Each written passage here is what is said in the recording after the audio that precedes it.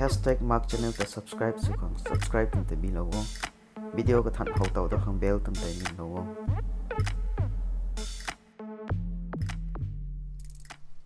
jen mai rup rian goi kho mi tong video tutorial rina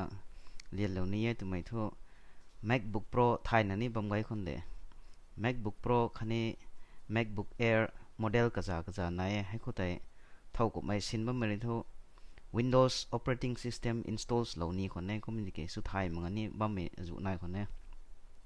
mi ko tai mi tong video tutorial na lian lo ni Macbook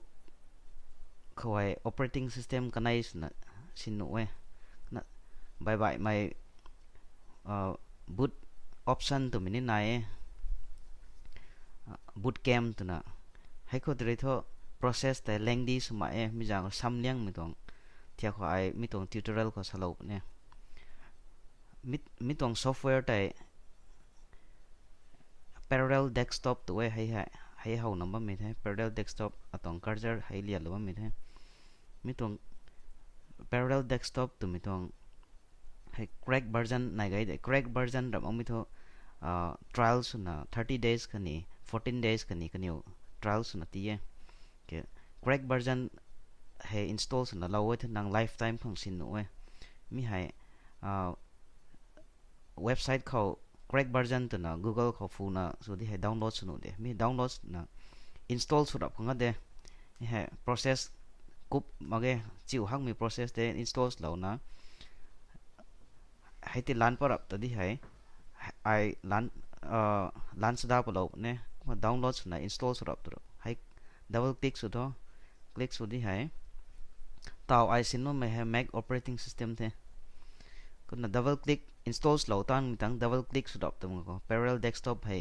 kuma lan pa pu ni the tao loading ta wam ta de hai ho we loading parallel desktop loading tu wam the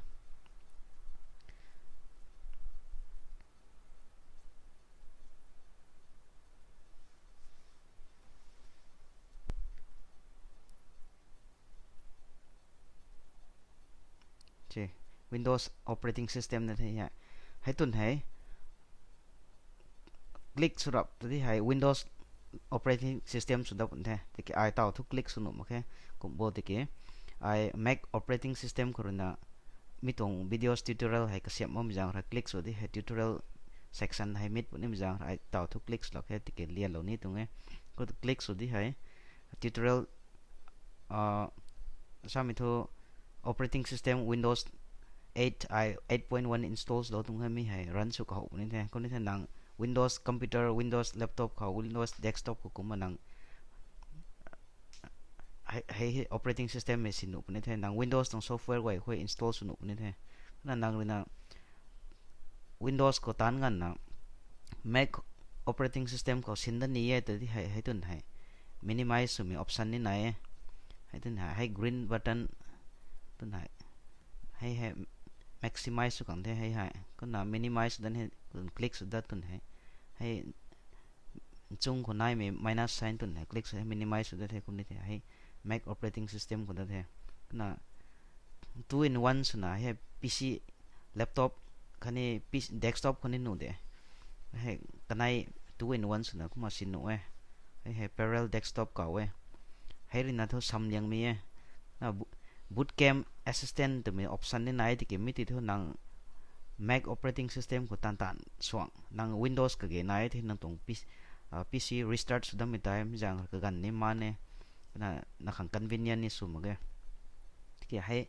parallel desktop mi tong software ri tho installs lo gan khaw kamai hai Windows operating system ta support su we na multi purpose te hi nang rin tan swang Mac khoni kum tadno Windows khoni tadni ede hai tun he kum click su da tun kuma insu no we na thau kum rina hai tong video sai ka hau tong nai ka hau na ke tu bi sa to mi tong videos korina gang me la to mina e tu tong nai he ni